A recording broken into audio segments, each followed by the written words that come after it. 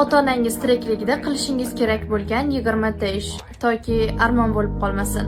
Ular bilan bolalar kabi emas, kattalar kabi gaplash. Rostini ayt, samimiy bo'l. Va ular biror nimani qayta so'rashsa, erinmasdan javob ber. Ovozlarini videoga yozib ol. Hatto oddiy suhbat ham xotira bo'lib qoladi. Eng ko'p nimadan afsuslanasiz deb so'ra. Gapini bo'lma, shunchaki tingla. 20 yoshingizda kim bo'lishni orzu qilgansiz deb so'ra. Iltimos, gaplarini bo'lma. Qo'lidan ushla, hech narsa dema. Hatto bundan uyalayotgan bo'lsang ham. Bolalikdagi eng katta qo'rquv haqida so'ra. Ishon, seni hayratlantiradi. Seni yoshingda tushgan rasmlarni ko'rsatishlarini so'ra. Qanday qilib sevib qolganlarini yoki nega sevmaganlarini so'ra. Eng baxtli onlari haqida aytib berishlarini so'ra. Eng asosiysi, bayram kutma.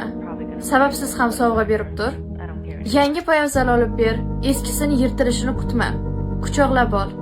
1 soniyaga emas, chin dildan. Men sizni yaxshi ko'raman deb ayt. Hatto oldinlari umuman aytmagan bo'lsang ham. Qayerga borishni orzu qilgansiz deb so'ra va orzu qilgan yeriga olib bor. Hatto bir kun bo'lsa ham. Yangi narsalarni o'rgat. Telefon, ilova yoki navigatorni. Asosiysi sabrli bo'l. Iltimos, bir kun bo'lsa ham telefoningni o'chirib qo'y. Ular bilan vaqt o'tkaz. Yoshlikdagi musiqalarini qo'yib ber va kayfiyatlari qay darajada o'zgarishini ko'rasan. Kechirim so'ra.